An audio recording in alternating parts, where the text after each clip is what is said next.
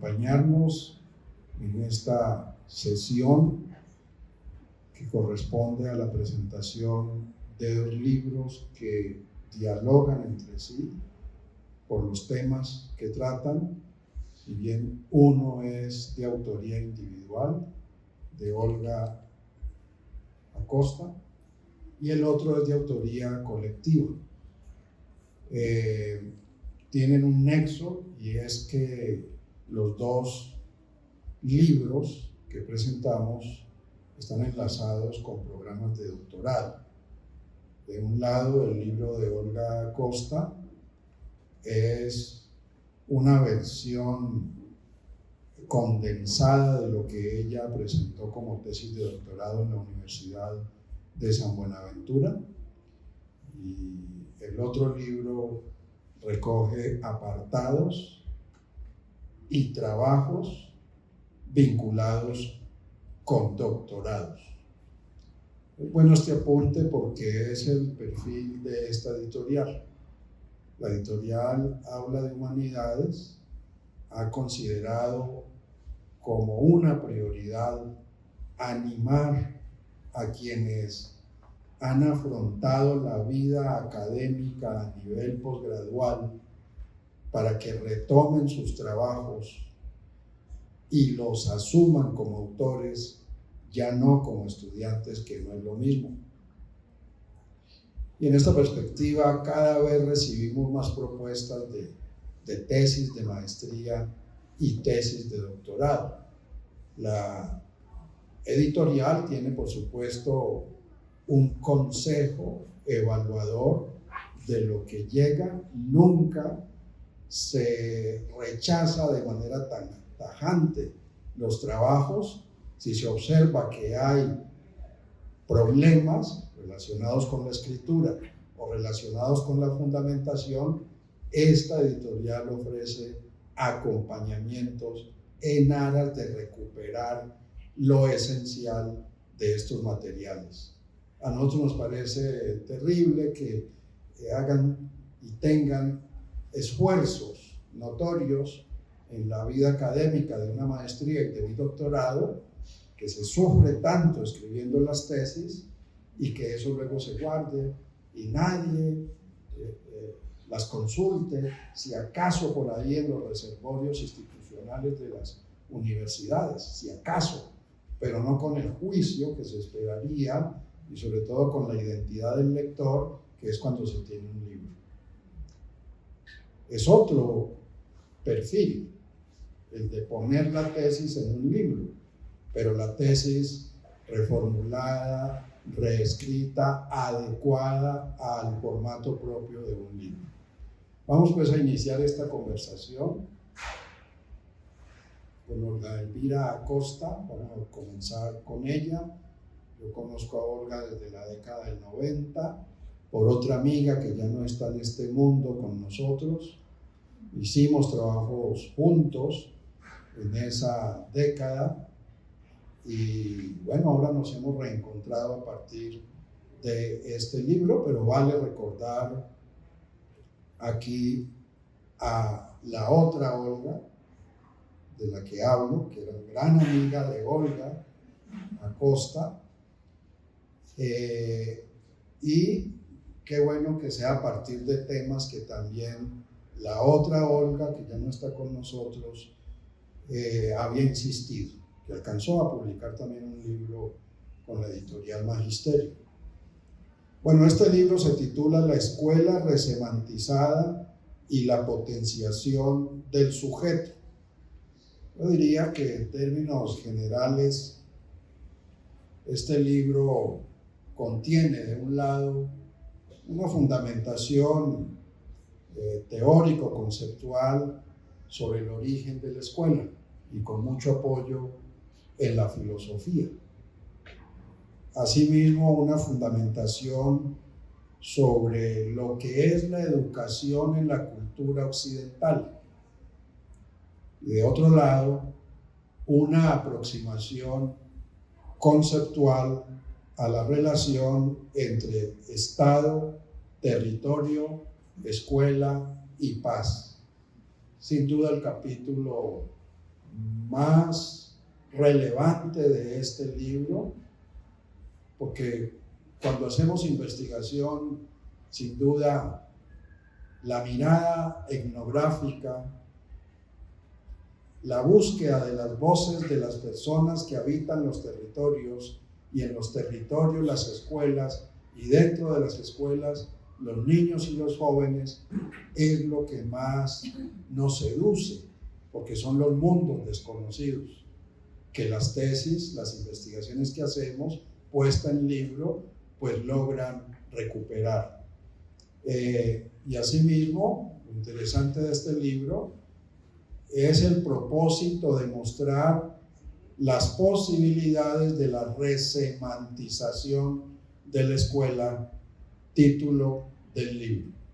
Vamos a darle la palabra a Olga, luego presentaremos el otro libro y al final dejaremos unos 5 minutos para preguntas y comentarios de parte de ustedes. Olga, nos gustaría que nos comentara sobre el proceso de hechura, de elaboración del libro y sobre todo que pudieras identificar el horizonte intelectual tuyo en ese propósito de pensar una escuela resemantizada.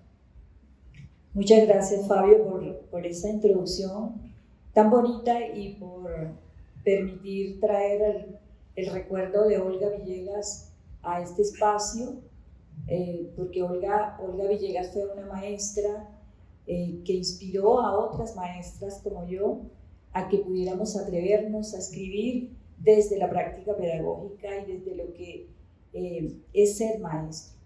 Gracias por recordarla, porque el recuerdo de ella permite también mostrar el camino que escogemos los maestros y maestras a la hora de hacer posible la vida en la escuela.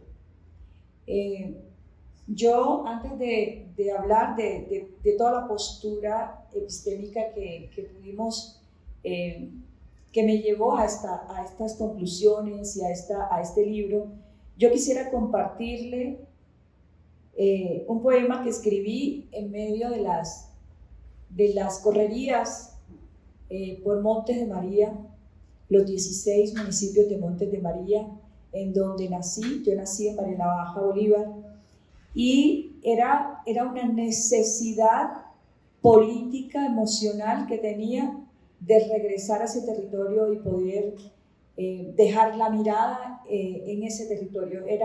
Y allí arranco diciendo, esto que escribí no es una escritura porque sí, es una escritura que parte de lo que yo soy como sujeto, como persona. Y soy una mujer del Caribe, una mujer de Montes de María, y a Montes de María regresé a ver ese territorio ahí donde tenía sembrado mi ombligo. Una vez mi madre sembró el ombligo. Y para comprender la escuela de Montes de María, yo escribí en mano alzada algo que dice: de mi viaje te traje un pedazo de paisaje. La cerca de matarratones a la orilla del camino, de flores rosaditas con su toque de color morado. Las trinitarias fucsias blancas y anaranjadas que se cuelgan desprevenidas en los alambres. Los árboles de campano con su arrullar sereno. Las casas de palma y caña brava. El reposar refrescante de una ceiba que no dejó espacio para que el pasto creciera. Te traje el bejuco enredado en el palo de guásimo, con la dulzura y la dureza de su fruto. Te traje la imagen de escuelas abandonadas y el deseo de volver a verlas con niños y niñas. Te traje mi miedo por los amigos perdidos y por los que aún existen. Te traje la reflexión del sol en el asfalto, semejando su humedad. El olor del río con sus aguas lentas por el verano.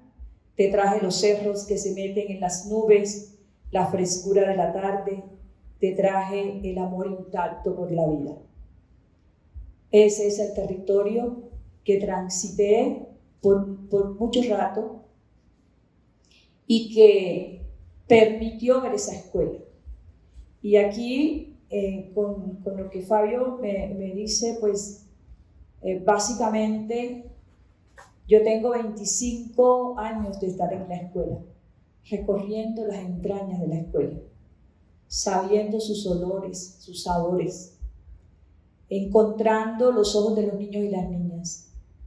Y esa escuela quise entregar esa mirada de la escuela porque siempre pensé que tú no puedes salir a hablar desde la teoría que existe, porque había mucha teoría alrededor de la escuela, pero la escuela que se vive en carne propia, el aula de clase que se vive en carne propia, los niños y las niñas que vemos, que transitan generación por generación en la escuela, no puedes llegar a aplicar una teoría.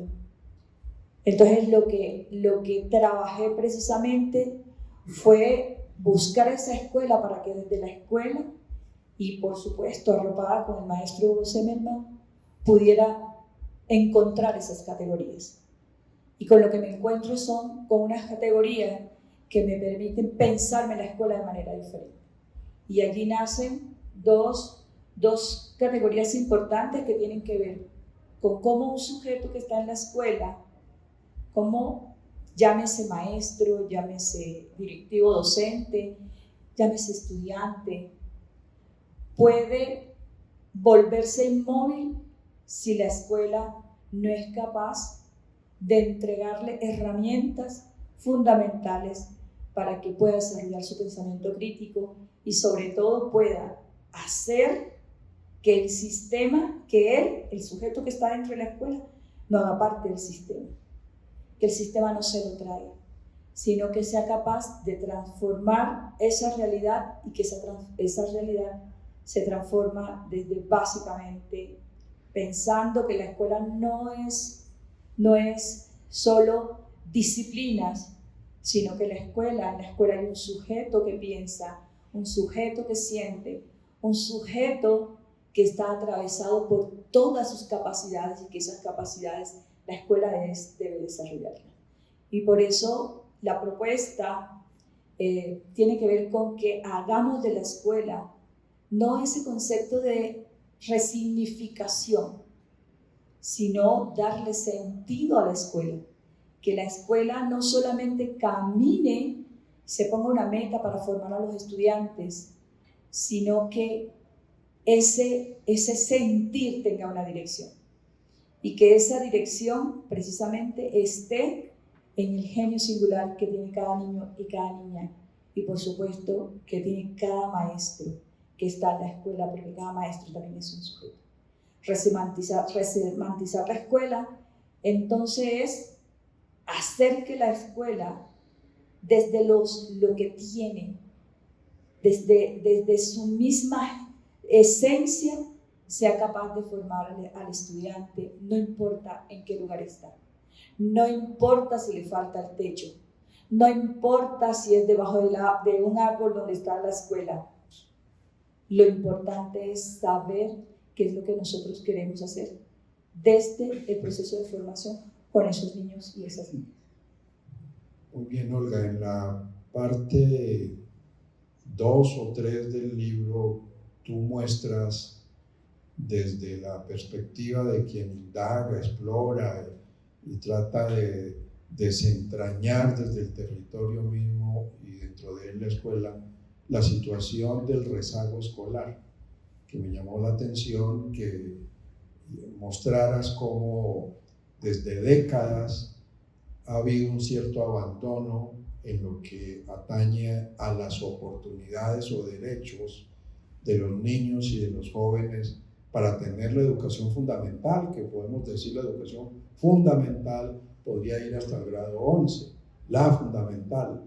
Por supuesto, hay que tratar siempre en todos los territorios de ir más allá de lo que llamamos educación fundamental. ¿Por qué no nos comentas un poco sobre esto que hace parte, de cierto modo, de datos vinculados con la cobertura, con el rezago escolar, con el abandono escolar.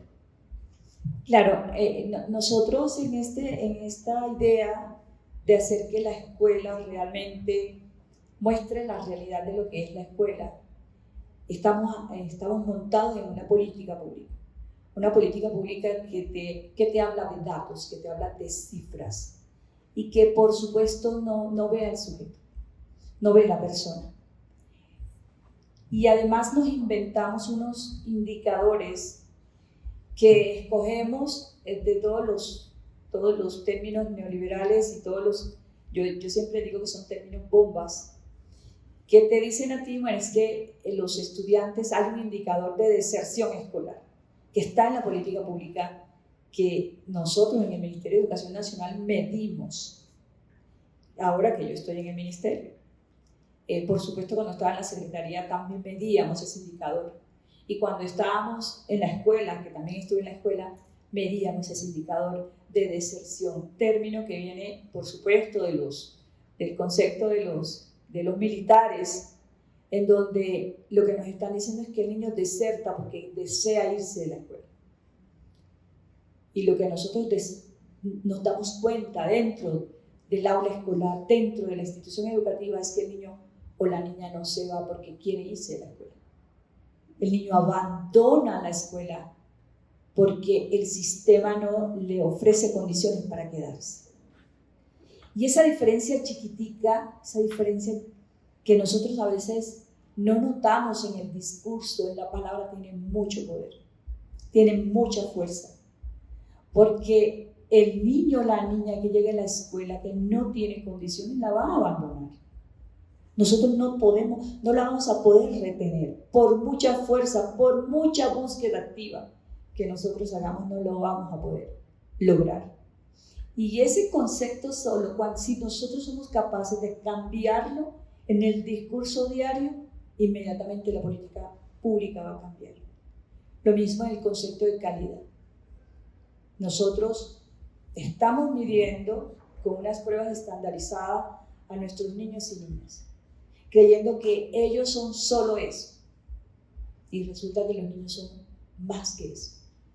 Resulta que hay unos niños y unas niñas que llegan a la escuela que están desnutridos. Y el sistema de evaluación del país no mide su estado físico para compararlo. Resulta que nosotros, ahora porque venimos de la pandemia, los que somos sobrevivientes de la pandemia, sabemos lo que significa hoy el concepto de socioemocional en la escuela. Y todos, bueno, por ponerle el ejemplo del COVID, pero Montes de María viene atravesada todo el país por una guerra absurda que llegó a la escuela, que penetró la escuela y que hoy, aunque hay una generación que no haya vivido ese dolor, los niños y las niñas lo vienen cargando de generación en generación. Entonces, ese concepto de calidad, de medir, de estandarizar a nuestros estudiantes sin ver, nosotros por ejemplo en Montes de María, Fabio, encontrábamos un maestro que me decía en el Salado, me decía, nosotros estamos impulsando la música en la escuela, porque sabemos que a un niño que toca un instrumento musical jamás cogerá un arma. Y eso nosotros hoy en el Ministerio de Educación Nacional estamos intentando incluir, y esto no hace parte del libro, pero bueno, lo tengo que decir porque estoy ahí, incluir esa prueba de saber qué están haciendo nuestros niños y nuestras niñas con todas sus capacidades. Cómo hacer una prueba que mida el arte, cómo hacer una prueba que mida el ser. Y más que medir, que lo vea y que las decisiones políticas que se tomen a nivel de Estado hagan que esa política llegue porque sabemos quiénes están allí en la escuela y no porque estandarizamos a nuestros niños y niñas. Eso en dos ejes, en dos temas de la política pública que son calidad y cobertura. Pero podríamos podríamos hablar de la trayectoria completa que también aparece. Los niños no alcanzan porque nosotros no tenemos un sistema educativo que garantice el derecho fundamental a la educación y que lo lleve a la universidad. Hoy, en este gobierno, se está impulsando el derecho fundamental con la educación y tenemos una universidad que es gratuita para todos. Pero cuando escribimos el libro, eso todavía no ha estado. Muy bien. Habría que señalar que en esa parte final la autora muestra muchas esperanzas en relación con lo que podemos llamar la transformación, no solo de la escuela, sino de la educación, porque la educación no es solo la escuela. Y hay en esa esperanza una referencia a lo que ha ocurrido en los últimos años, donde se ha visto que poco a poco se ha respondido a las demandas, al menos de la cobertura. La cobertura por sí sola tampoco es suficiente, tiene que ver con lo que la escuela le ofrece a los niños y a los jóvenes. Tú muy bien lo has dicho. Esto que se llama deserción debería llamarse mejor expulsión. La escuela expulsa a los niños y a los jóvenes porque la escuela no responde a sus expectativas. Me parece que el libro da unas puntadas en ese horizonte de mostrar las posibilidades, que todos los que trabajamos en el campo de la educación también estamos pendientes de la ley estatutaria. Es increíble que solo en 2024 se hable de la ley estatutaria en educación. Bueno, Salud hizo la ley estatutaria en 2015. ¿Y por qué los gobiernos no procedieron con esta parte relacionada con la Ley General de Educación que implica la reglamentación y sobre todo fundamentar los derechos? Esperamos esa ley estatutaria para iniciar las discusiones y yo creo que este libro va a ser fundamental para que en conferencias y en talleres se estudie y surjan de allí iniciativas y propuestas, porque como este gobierno lo ha señalado, hay que ir de abajo hacia arriba, ya no de arriba hacia abajo, no lo que diga el ministerio arriba, sino lo que desde abajo se construye. Muy bien, creo que el otro libro también toca estos temas. El libro se titula Problemas Educativos Contemporáneos. Es una compilación de trabajos académicos que provienen de doctorados. Quienes hicieron la compilación son Fabio Nelson Giraldo, Milton Fernando Trujillo y Edison Cuervo Montoya. Entiendo que son por los datos de la Universidad Central del Valle y la Universidad del Valle. La Universidad Central del Valle es la universidad que está en el centro del Valle del Cauca, en Tuluá, que es sin duda un referente el tener en las ciudades intermedias de cada departamento al menos una universidad. Habría que nombrar aquí a ITA de UGA, que también esta editorial ha venido acompañando los productos de las investigaciones que se hacen en esta universidad técnica y tecnológica. En general, este libro muestra reflexiones y análisis en torno a la evaluación, al currículo, a las pedagogías, a la educación y su relación con la paz, a la educación y su articulación con las herramientas digitales, con lo que llamamos las nuevas tecnologías, entre otros temas grandes que este libro aborda. Ellos nos van a conversar sobre cómo se fue construyendo el libro y sobre todo destacar el interés por hacer público aquello que se escribe en el contexto académico y que da lugar pues a libros con autores, como lo es este libro.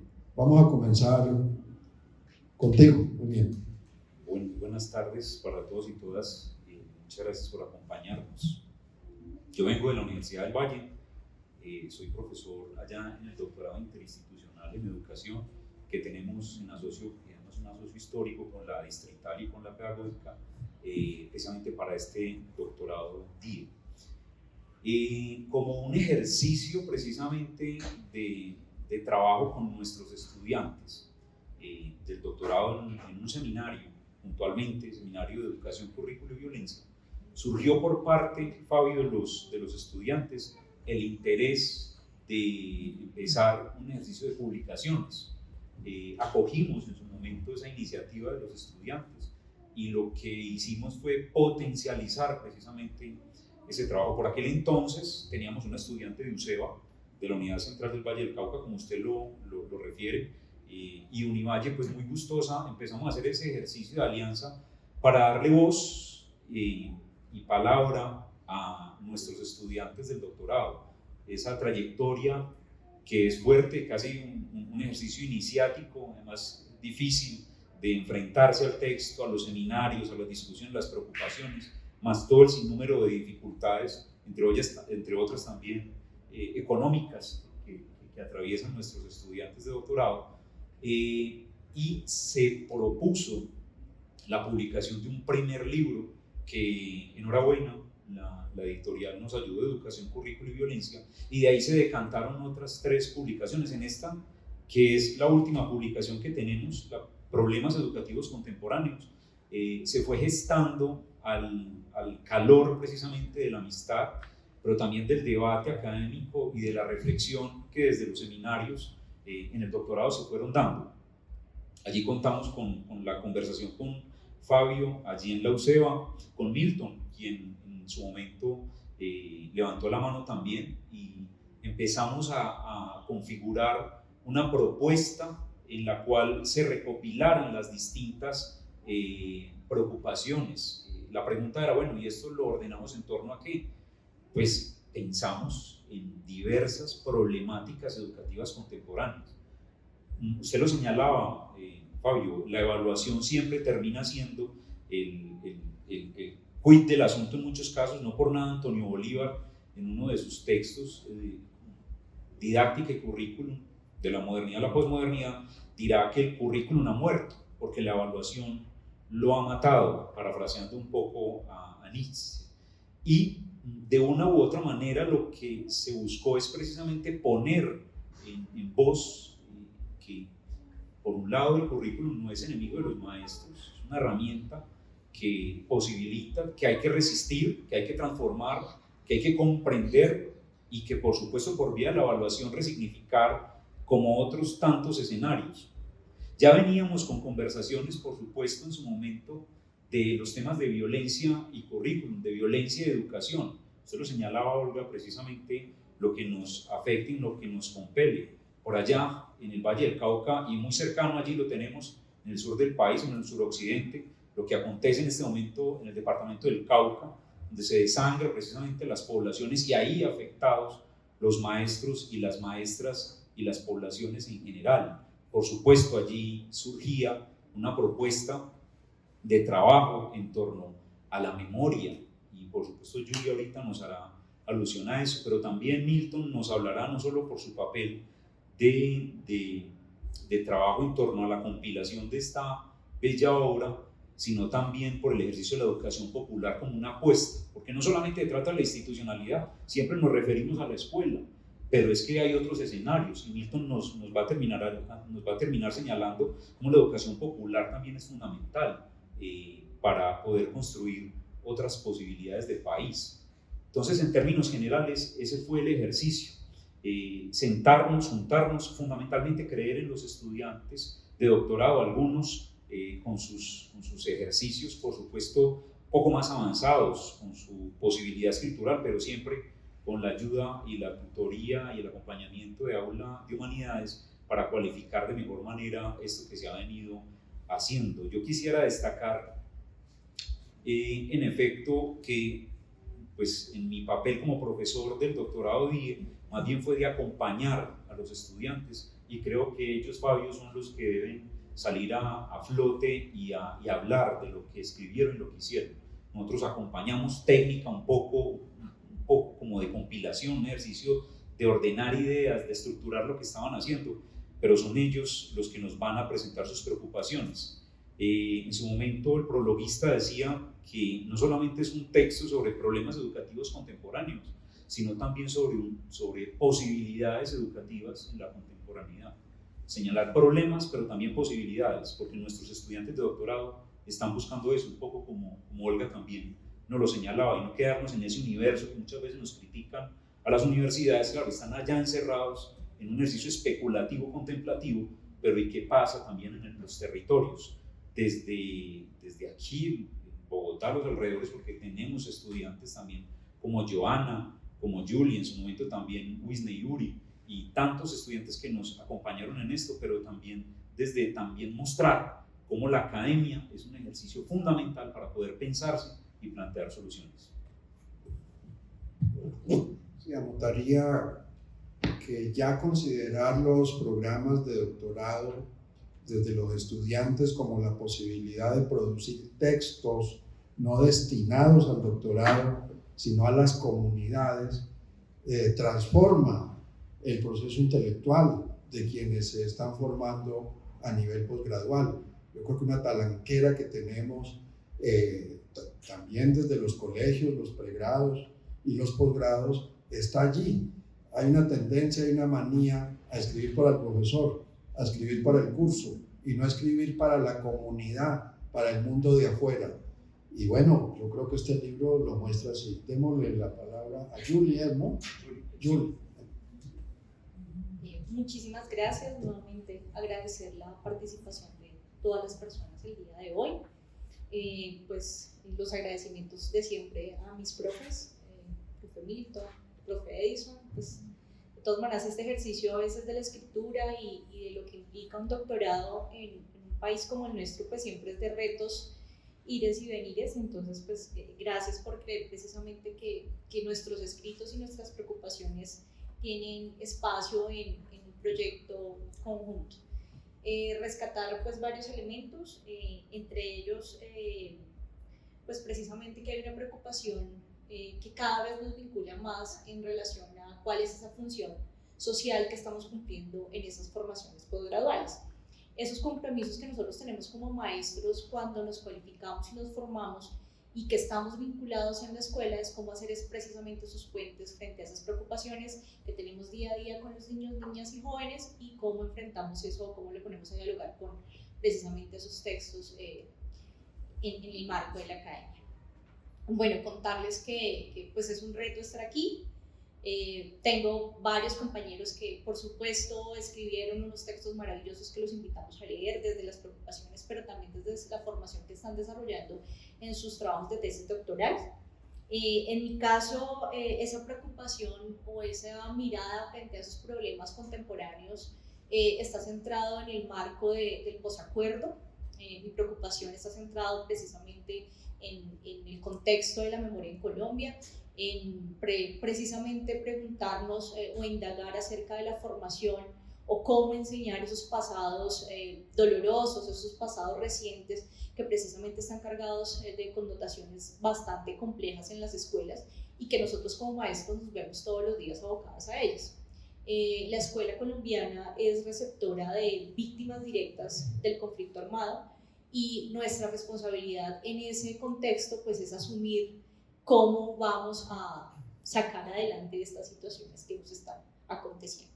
Por supuesto, los maestros han venido desarrollando distintas apuestas. Lo que nosotros venimos mostrando precisamente es que en la escuela se han venido haciendo muchísimas cosas. Precisamente el posacuerdo nos sitúa en un contexto que pone en discusión el tema de la memoria, por supuesto la necesidad de ubicar las víctimas dentro de las políticas de la memoria, pero también rescatar que son las resistencias de las comunidades, precisamente desde la escuela y de las escuelas a nivel de Colombia, que han posibilitado precisamente estos debates. Entonces, el capítulo es una invitación, es un ejercicio de posibilidad frente a la memoria como un lugar no solamente de recordar y hipnotizar el pasado, sino precisamente de pensar desde el pasado, el presente y el futuro en la escuela.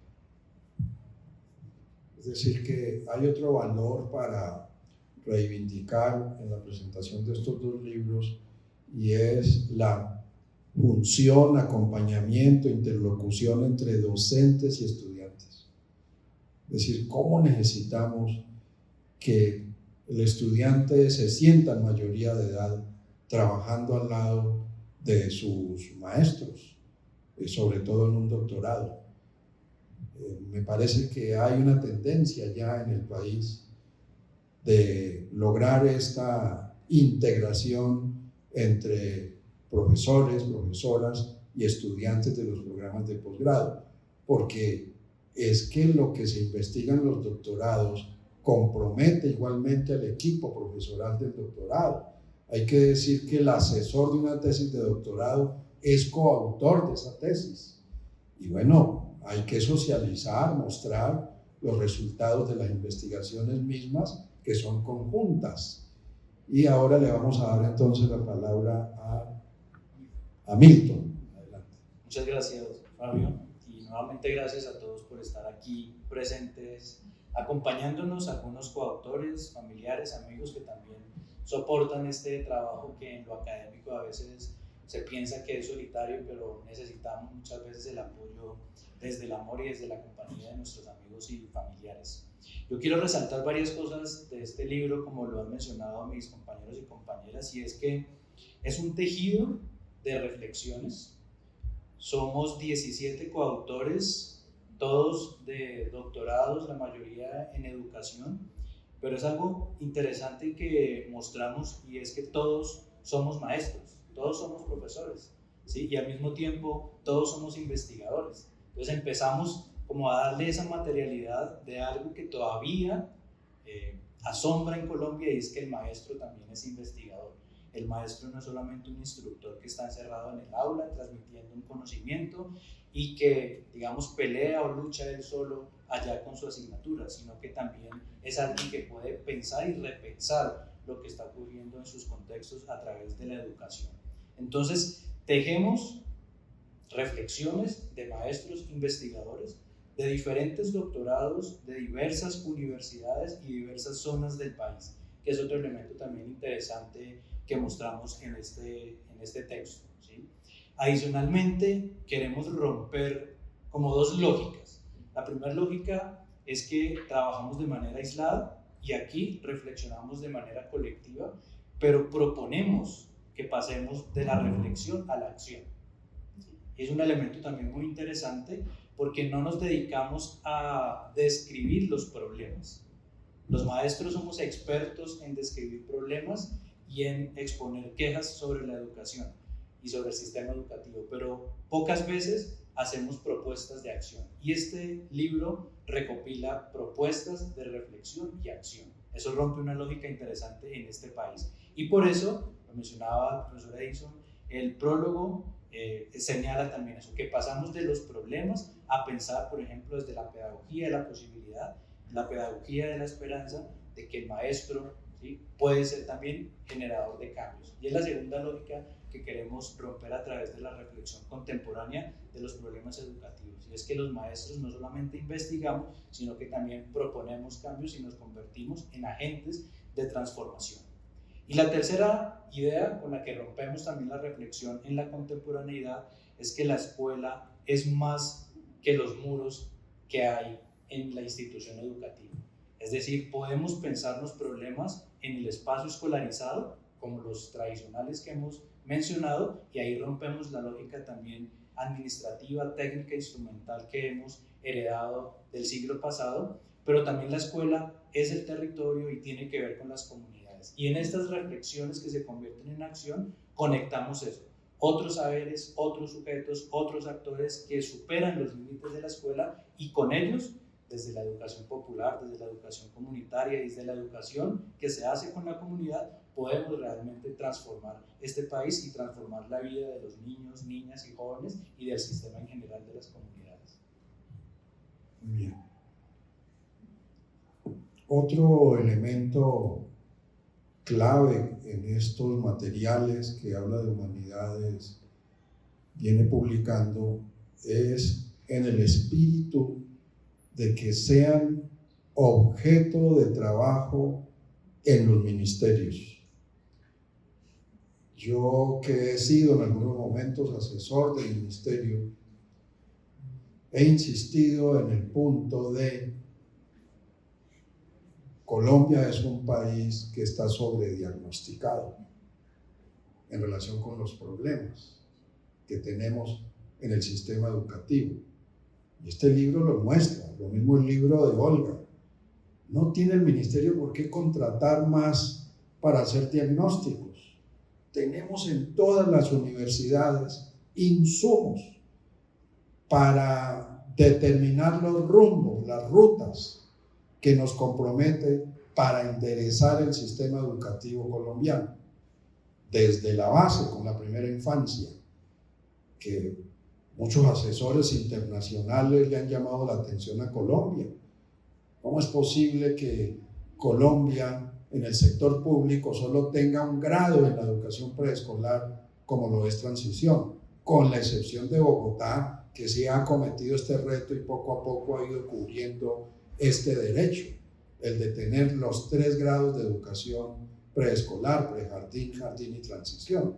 Porque lo más grave en el caso de Colombia es que Transición se convirtió en primer grado de primaria. Entonces finalmente no tenemos educación preescolar, digo con la excepción de Bogotá, que ha hecho grandes esfuerzos para lograrlo. Entonces diría que tenemos los insumos, los materiales para desde allí analizar en el ministerio, en las secretarías de educación y llegar a acuerdos sobre lo que se requiere para reestructurar el sistema educativo de tal modo que responda a las necesidades de las comunidades, porque ese es el punto.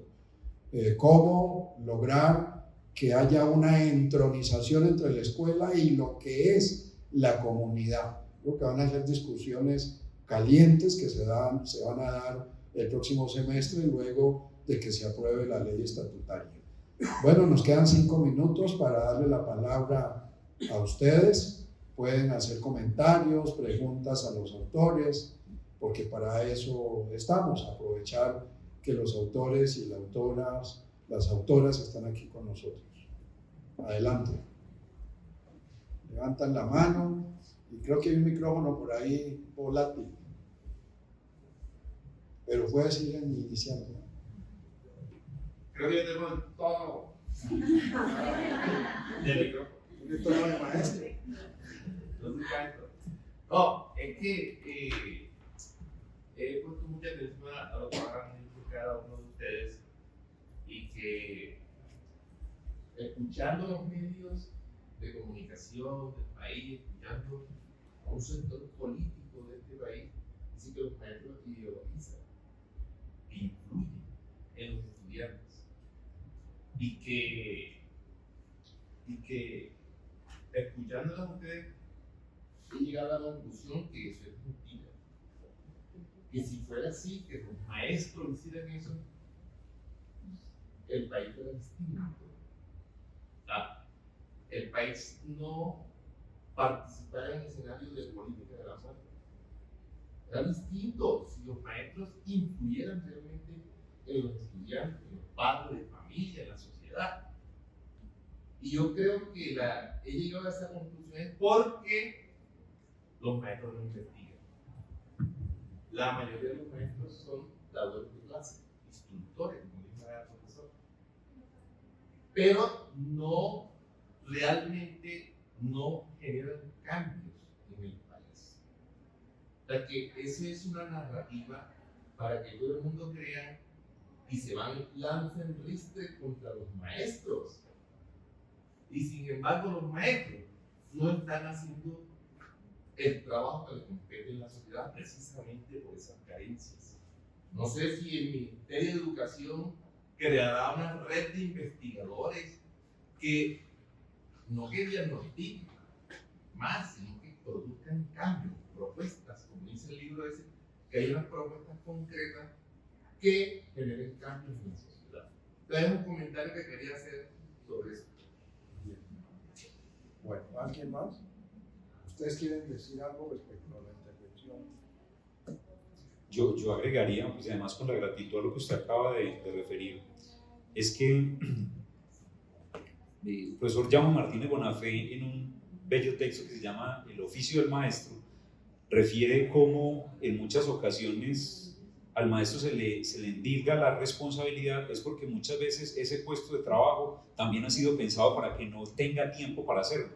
Y Olga lo refería ahora, pues que son los indicadores que están pensados para cumplir y cumplir indicadores. Pero creo que es muy interesante, por lo menos en mi calidad como profesor de estos maestros, que llegan, por ejemplo, allá a Calias, vienen del Cauca. Ahora hay un estudiante, por ejemplo, pensando la influencia de los violines caucanos en todo el proceso precisamente de reconocimiento de las comunidades negras allá en el departamento del Cauca, y cómo esos violines caucanos deben hacer parte de la preservación del patrimonio de las comunidades en el territorio.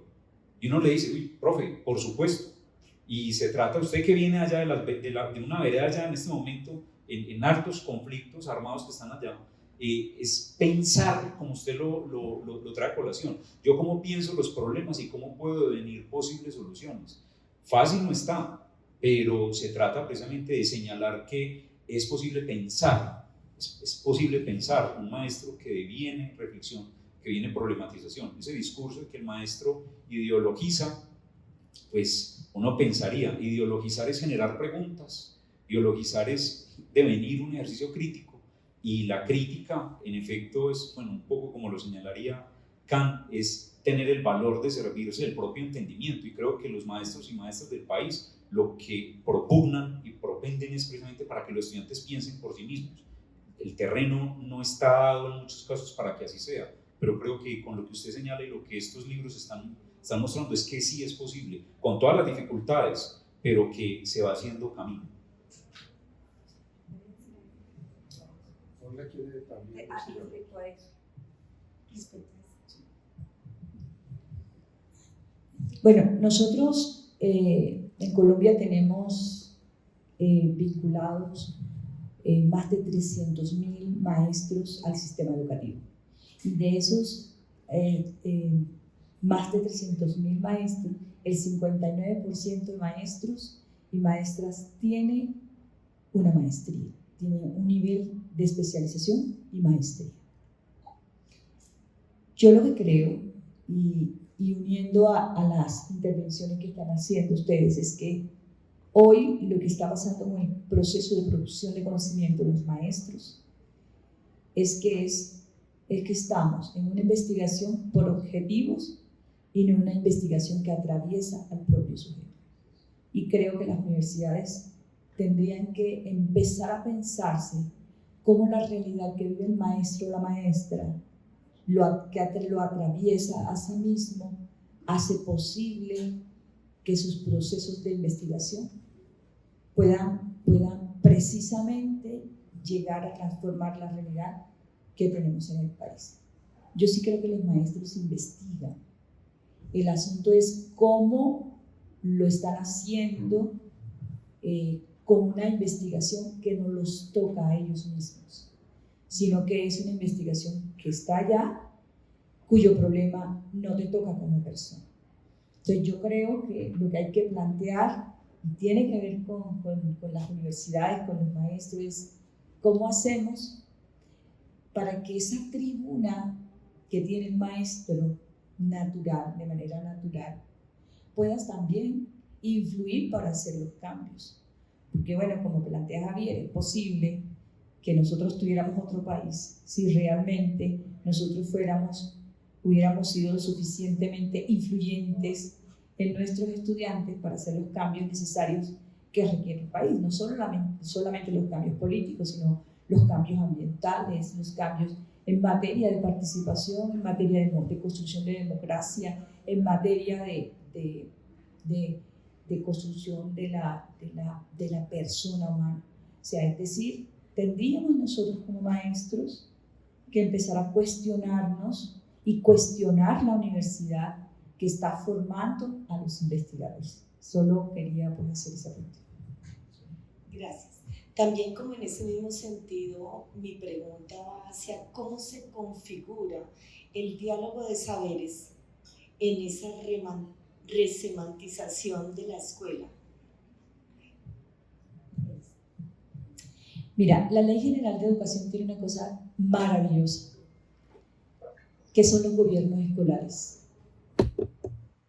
Una escuela tiene un consejo directivo, tiene un consejo académico, tiene un consejo estudiantil. Desde el consejo académico, tú hablas ahorita de cómo hacemos posible el tema del currículo, que ese currículo que para mí también es importante, porque yo sí creo que el maestro tiene que planear y diseñar cuál es el camino, cuál es el mapa, independientemente de que el cartógrafo sea él. Yo sí creo, pero ese diálogo sin duda se da en el proceso de participación. Si una escuela es una escuela hegemónica, una escuela en donde los maestros no tienen derecho a hablar, en donde los estudiantes no participan, en donde la figura del personero estudiantil es simplemente una figura para cumplir con el decreto 1860, entonces ese diálogo nunca se va a dar. Y ese diálogo entre los distintos saberes que tienen los maestros y maestras, que sean capaces de dejarse ver. Miren que con el tema del programa Todos Aprender, que tenemos nosotros en el país y que hoy el Ministerio de Educación Nacional está replanteando la manera como entramos a la escuela, ya desde la formación integral y no solamente desde dos áreas, de dos disciplinas. Cómo nosotros nos damos cuenta de lo que hemos estado en la escuela, que muchos maestros no se dejan ver, no pueden dialogar con el otro porque estamos tan asustados entre nosotros. Sospechamos tanto de los unos de los otros que no somos capaces de atrevernos a equivocarnos, de atrevernos a conversar de lo que nosotros somos en el aula de clase. Para mí el tema de la participación, yo lo planteo en el libro, la participación ampliada es no delegar más a ninguno de los representes, es decir, el área de lenguaje no tendría por qué tener una sola representación, es que son todos los maestros y maestras de lenguaje los que tienen que dialogar en el consejo académico. No solamente son el representante de los maestros de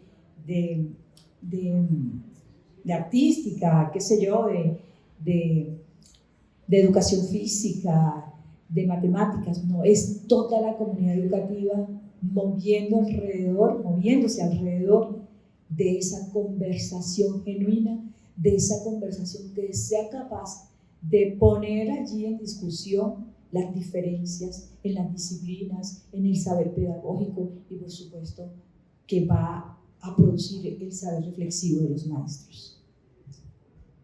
Aprovecharía para una cuña. El día sábado presentamos aquí mismo un libro que tiene que ver con tu pregunta, de cómo remover por dentro, viviendo la cotidianidad del colegio, de un grupo de investigación que hace investigación con el profesorado de ese colegio. Me refiero al colegio Abel Rodríguez Céspedes, aquí en Bogotá. El libro se llama Un Ideario Pedagógico y se condensa en 3 dimensiones el estudio que hicimos allí con el grupo profesoral. En lugar de áreas, campos de pensamiento. En lugar de 9 áreas, 4 campos de pensamiento. En lugar de evaluar en cada grado y construir currículo por cada grado, currículo por ciclos, es decir, por conjunto de grados, que está en la legislación de 1994 con el decreto 1860 y los indicadores de logro de 1996 y luego los estándares de 2006. Es una cosa rara que nos ocurre en Colombia. La legislación es más revolucionaria que las prácticas. Y la otra dimensión es el trabajo con proyectos. Esas 3 dimensiones me parece que ayudan mucho a tu inquietud, que me parece muy oportuna. Adelante. Muy buenas tardes para todos y todas. Bueno, profe Fabio, gracias por esa introducción, porque al escuchar la sustentación y la presentación de cada uno de los proyectos surgen varias dudas. Primero es cómo se está agenciando la labor docente. ¿Qué está pasando con la agencia del docente Y cuando hablo del docente, hablo de la educación básica y media, porque lamentablemente es cierto, los docentes de aula en las instituciones educativas del país silencian sus voces a pesar de que la legislación en educación es avanzada en Colombia. Y tendría la posibilidad de que se diese la discusión desde la autonomía institucional, el artículo de autonomía institucional, que es una belleza que plantea la Ley General de Educación, pero que queda en un muy buen artículo, pero que en la práctica le queda muy difícil a las comunidades educativas llevarlo. ¿Qué pasa con la agencia docente en lo que tiene que ver con la práctica de la democracia escolar? Porque una cosa es lo que plantea la Ley General de Educación, otra cosa cuando se va sesgando muchísimo más en el 1860 y una cosa muchísimo más cerrada a las directrices del Ministerio de Educación.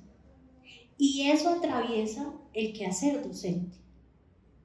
Entonces, los maestros y las maestras en Colombia, y lo digo por una experiencia muy particular y personal que he tenido, por cosas de la vida, de conocer muchas escuelas en Colombia siendo maestra, y es, silencian sus voces por el miedo a ser criticados, porque el sistema ha generado llamémoslo así, un estatus. ¿Quién habla de educación? El maestro de aula no. El maestro de aula pareciese que en muchos escenarios no estuviera autorizado para hablar de educación, que es lo que hace todos los días.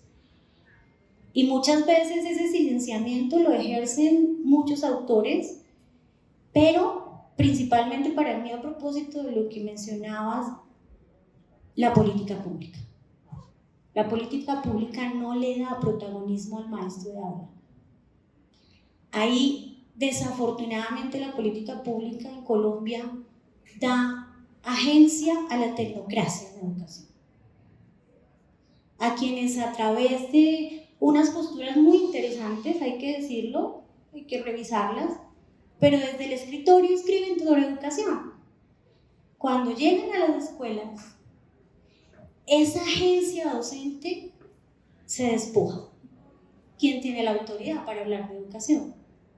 El profesor de aula que hace todos los días y que crea y genera educación y pedagogía con las uñas en territorios apartadísimos del Estado, del territorio nacional, lugares, o el funcionario que llega del ministerio con unas rejillas para aplicar.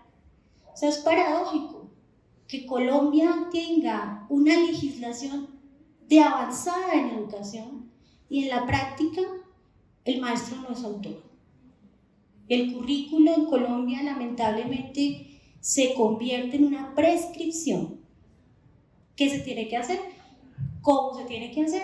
Y entonces viene una discusión de vieja data y es la estandarización de la evaluación. ¿Cómo pruebas estandarizadas miden que la métrica, para mí, devastadora? ¿Cómo vamos a hacer métrica en educación con estudiantes en La Guajira que tienen que recibir clase debajo de un árbol, con estudiantes en el Amazonas que tienen que hacer allá en una maloca indígena para poder hacerlo, con estudiantes, por ejemplo, de colegios en Bogotá, estrato 23, porque ni siquiera es un estrato 6? Esa es la métrica que uno encuentra ilógico. Y ahí hay que romper eso.